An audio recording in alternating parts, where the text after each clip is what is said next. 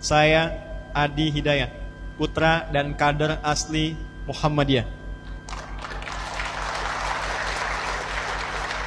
Kami dirikan satu institusi pendidikan bernama AIS, Akhyar International Islamic School, yang kami beri contoh dengan memilih 40 orang se-Indonesia. Mereka belajar dari KB, kemudian TK, melanjut ke SD, sampai dengan ke pesantren, SMP, SMA, sampai melanjutkan kuliah PhD, S1, S2, sampai S3. Apa yang mereka pelajari? Di poros masjid, mereka menguatkan nilai spiritualnya. STK tidak lulus dari TK, kecuali mereka sudah hafal 5 juz Al-Quran. Mereka sudah paham bagaimana cara masuk masjid, mereka paham bagaimana berdoa saat masuk kendaraan, dan itu secara otomatis keluar. Masuk kendaraan, mereka berdoa. Bertemu orang tua, mereka mendoakan. Keluar dari masjid, sudah mengerti doanya. Masuk SD, mereka sudah hafal 30 juz ketika lulus SD. Di wisuda di Mekah dan Masjidil Haram.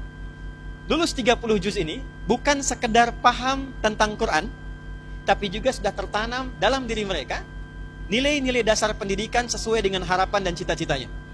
Ada yang ingin jadi ulama, maka diberikan pendampingan sesuai dengan nilai keilmuannya. Ada yang ingin jadi arsitek, ada yang ingin jadi diplomat, sampai ada yang ingin jadi presiden. Maka SD lulus 30 juz dan diteruskan kemudian ke pesantren Ma'had Islam Rafia Akhyar yang berada di Banten. Ini akan mendidik mereka selama 6 tahun. Sudah hafal Qur'annya, maka diinstallah ilmu pengetahuan yang sesuai dengan cita-cita mereka dan kebutuhan bangsa dan negara.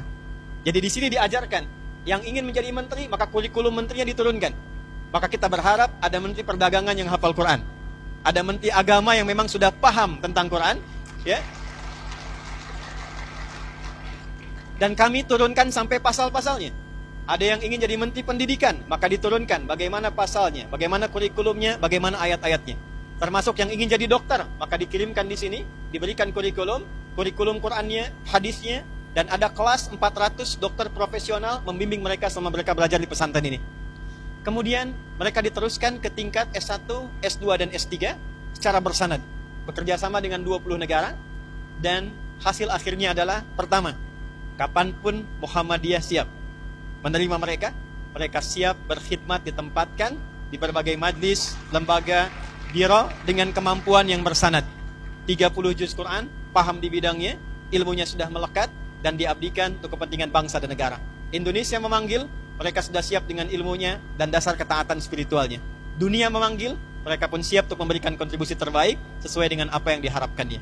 Terakhir, sebagai penutup, apa yang kami sampaikan saat ini berkesesuaian dengan harapan besar Negara Kesatuan Republik Indonesia, bahkan tercantum dalam Undang-Undang Sisdiknas nomor 20 tahun 2003. Pasal menimbang, poin B, disampaikan Undang-Undang Dasar tahun 1945 mengamanatkan pada pemerintah untuk mengusahakan satu sistem pendidikan yang meningkatkan keimanan dan ketakwaan kepada Tuhan Yang Maha Esa serta akhlak mulia. Ini peran kami untuk mewujudkannya. Bagi teman-teman yang di TNI hadir pada saat ini, 7 Sabta Marga, kami warga negara Indonesia yang bersendikan Pancasila. Kedua adalah patriot, ketiga adalah kesatria. Kami kesatria Indonesia yang beriman pada Tuhan Yang Maha Esa, menegakkan kebenaran, kejujuran, dan keadilan. Baru kemudian yang keempat menjadi tentara Indonesia. Tidak menjadi tentara kecuali dia beriman kepada Tuhan Yang Maha Esa. Tidak menjadi tentara kecuali dia menjadi kesatria yang bertakwa. Maka konsep pendidikan berbasis pada Al-Quran dan Sunnah bisa diimplementasikan di militer, bisa diimplementasikan di dunia pendidikan, bisa diimplementasikan di dunia bisnis, kapanpun negara membutuhkan.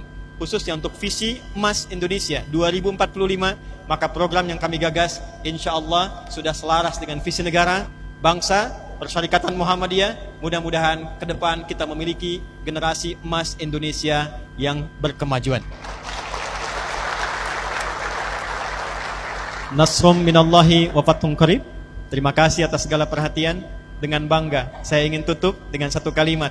Saya Adi Hidayat, putra dan kader asli Muhammadiyah.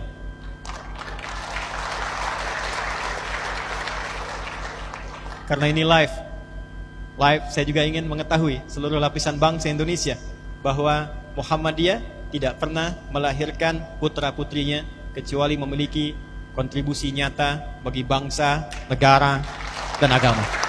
Assalamualaikum warahmatullahi wabarakatuh.